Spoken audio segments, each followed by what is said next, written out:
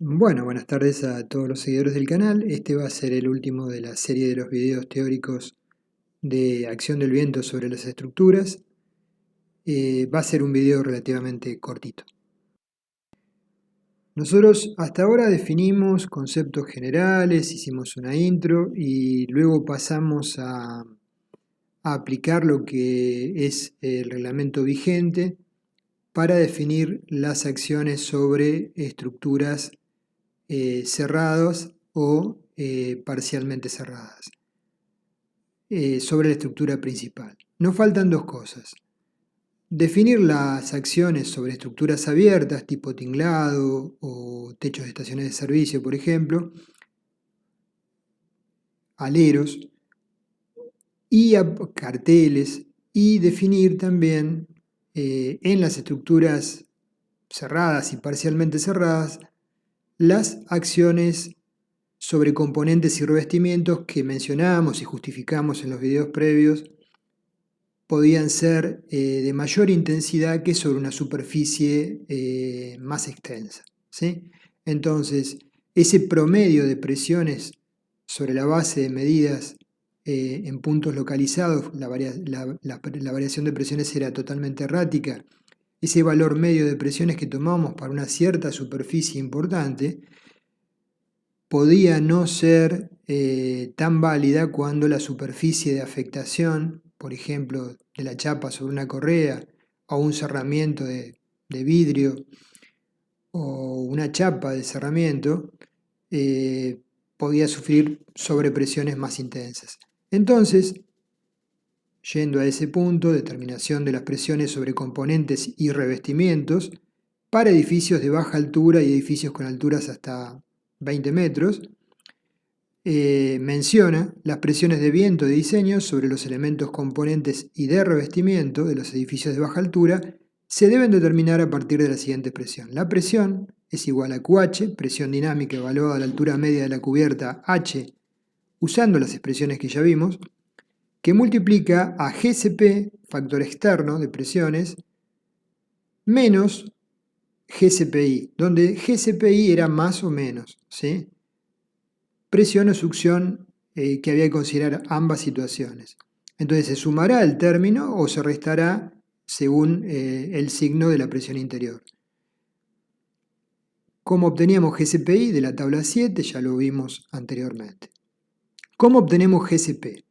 En esto hay un cambio, tenemos que recurrir a otras figuras, las figuras que vamos a ver 5 a 7.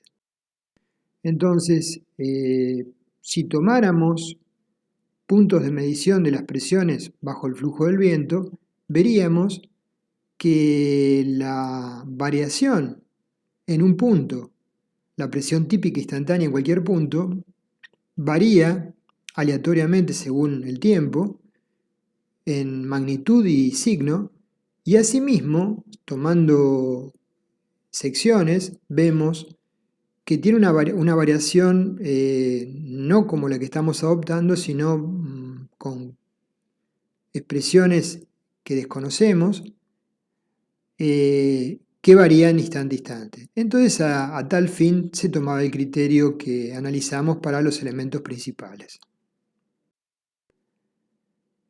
Una definición que toma el reglamento es el área efectiva al viento A para determinar el valor de GCP para componentes y paneles de revestimiento, de la figura 5 a la 8, es la longitud del tramo multiplicada por el ancho efectivo que no debe ser menor que un tercio de la longitud del tramo.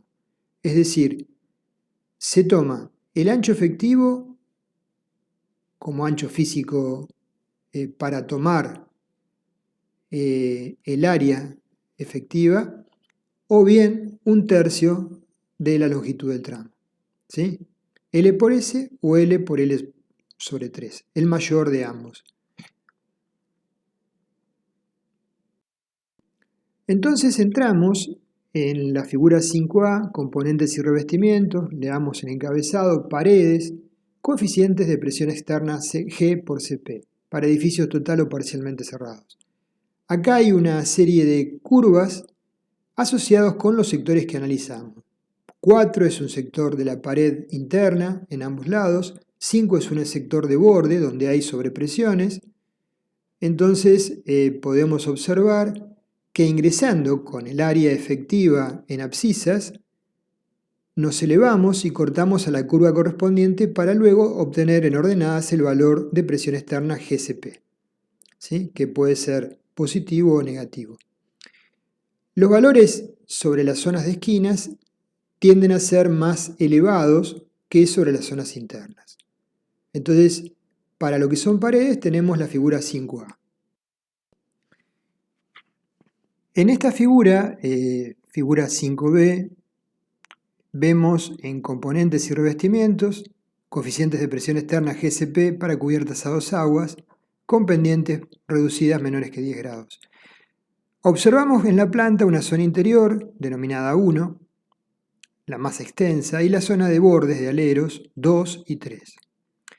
Y abajo vemos las curvas ingresando por el área con el área efectiva, como vimos, en abscisas, cortamos la curva de la zona correspondiente y nos manejamos a las ordenadas para determinar el valor de GCP, que son succiones, como vemos en todos los casos, valores negativos, porque la pendiente es reducida.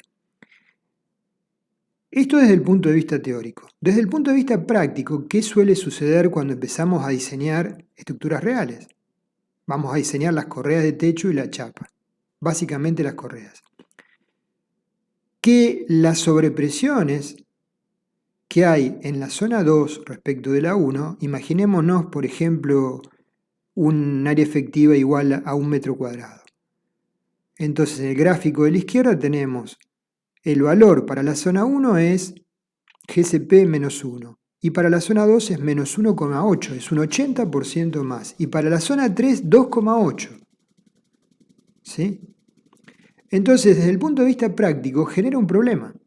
Porque genera presiones tan altas que haría que deberíamos reforzar localmente esas zonas con correas mucho más robustas. ¿Sí? Entonces, es un aspecto a evaluar, a analizar para el futuro, ¿sí? Como proyectistas y con propuestas, si realmente, más allá de que los modelos arrojen esto, es lógico plantear este tipo de esquemas, ¿sí? Porque finalmente en términos económicos va a arrojar correas de secciones realmente mucho más robustas que las que estamos trabajando actualmente con los reglamentos vigentes. Para edificios con alturas H mayor que 20 metros, la expresión es totalmente semejante, lo único que en lugar de QH es Q, ¿sí? Y el valor de GCP surge de la figura 8. La figura 8 es un prisma que lo vemos en planta y en elevación, sería un edificio en torre, por ejemplo. Entonces vemos nuevamente 4 sería la zona, las caras internas, 5 las zonas de borde, y en la azotea sería 1 la zona interna, 2 la zona de borde y 3 la zona de esquina. Lo que ocurre es exactamente lo mismo. Entramos con el área efectiva de viento, cortamos la zona, la curva correspondiente a la zona 4, 5 o 1, la que estemos estudiando, y determinamos el coeficiente de presión externa GCP. Para edificios de H mayor que 20 metros. En cuanto a la clasificación de cerramientos, el reglamento nos dice que aberturas define de la siguiente manera: materiales arrastrados por el viento, el vidriado ubicado en los 20 metros inferiores de edificios de categorías 2, 3 y 4, ubicados en zonas susceptibles de ser afectadas por partículas arrastradas por el viento, tiene que ser resistente a los impactos o protegido. Caso contrario, tal vidriado se puede asimilar a una abertura cuando reciba presiones externas positivas. Hay un video que ilustra el fenómeno de ensayo de una vivienda como esta, en donde el viento acciona sobre la cara frontal, los vidrios inicialmente resisten, hasta que fallan y la permeabilidad se incrementa sensiblemente y ahí se empieza a producir el colapso de la estructura. de esta estructura modelo ensayada. La magnitud y sentido de la presión interna depende de la magnitud y ubicación de las aberturas del envolvente del edificio con respecto a la dirección del viento. Las aberturas, entre comillas, se definen en el reglamento como agujeros en el envolvente del edificio que permiten al aire fluir a través de la misma y se consideran abiertas durante el viento de diseño. Entonces, por ejemplo, nosotros estamos diseñando una estructura de un techo de una escuela que bajo la situación definitiva va a ser cerrada, ¿sí? Porque tiene aberturas, son la iluminación, pero van a tener todos vidrios que cumplen esta condición. Ahora, ¿qué pasa en la etapa constructiva? En la etapa constructiva probablemente hayamos montado la estructura, estemos levantando la mampostería, colocando el techo, ¿sí? Y quizás hayamos colocado los marcos, los premarcos, pero probablemente los vidrios todavía no. Entonces, bajo una tormenta muy fuerte de viento, en esas circunstancias, la estructura puede tener una permeabilidad distinta a la que analizamos para la situación final. Esto no sería tan relevante si no fuera que esa permeabilidad distinta puede ser más desfavorable en cuanto que los coeficientes de presión interna pueden ser más elevados que los que nosotros analizamos para la instancia final. Entonces, habría que hacer un análisis no solo de estructura en la etapa final, sino también en la etapa constructiva. Para terminar, vamos a ver el tema de edificios abiertos, cubiertas aisladas, tinglados, techos de estaciones de servicio, ¿sí? El tema es tratado en el llamado anexo 1. En la tabla 1.1 se obtienen los coeficientes de presión neta para cubiertas aisladas con vertiente única. La presión se define como QH por G por CPN. Los coeficientes de presión, acá no hay presiones internas, naturalmente. Los coeficientes de presión neta CPN para cubiertas se surgen de la tabla que mencionamos, las cuales contemplan el efecto combinado del viento tanto sobre la superficie superior como la inferior de las mismas para todas las direcciones de viento. El factor de efecto de ráfaga G se toma igual a 0,85. Entonces, hay un factor, ¿sí?, que tiene que ver con, supongamos que es el techo de una estación de servicio, ¿sí?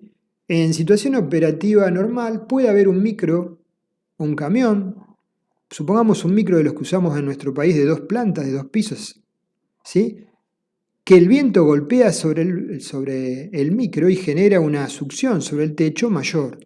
¿Cómo evaluamos esas situaciones? O un tinglado que tenga material acopiado, con la relación de bloqueo.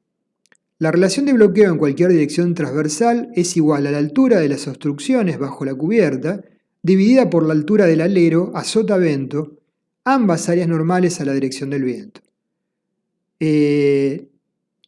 Eta igual a 0 representa una cubierta sin obstrucciones debajo, el valor igual a 1 representa la cubierta totalmente bloqueada con contenidos hasta el alero sotavento. Valores intermedios se corresponden con interpolaciones. Entonces, esta es la tabla. Para cubiertas aisladas de vertiente única, tenemos a la izquierda inclinación de la cubierta, 0, 5, 10, 15, 20 grados. Casos de carga, máximo para cualquier valor de eta, de bloqueo, mínimo para igual a 0, máximo para bloqueo igual a 1. Así tenemos 3 renglones y 3 coeficientes globales. Más 0,2 en el primer caso, menos 0,5 y menos 1,2. ¿Sí? Presión, succión y succión. Y a su vez tenemos 3 coeficientes locales, A, B y C, que están graficados en la planta. Entonces, acá tenemos la acción del viento abajo, la altura de los elementos que bloquean el flujo de viento y la altura del alero. La altura de los elementos que bloquean es H1, la altura del alero es H2, la relación eta es H1 sobre H2. Si llega hasta el alero, eta es igual a 1. En el caso de cubiertas aisladas, por ejemplo los techos de las estaciones de servicio tienen cenefas o paneles, ¿sí? Entonces, básicamente es una estructura de emparrillado de vigas apoyada sobre columnas, empotradas en la base, que sufren la acción del viento sobre estas cenefas y sobre la estructura de las columnas, básicamente porque lo que es vigas está tapado por los aleros, entonces lo que vemos es un cielo raso plano. Entonces, además de las presiones normales a la cubierta, habrá cargas horizontales sobre la misma, debido a las presiones del viento actuando sobre cualquier cenefa o alero, o sobre cualquier tímpano entre aleros y cumbreras encubiertas a dos aguas.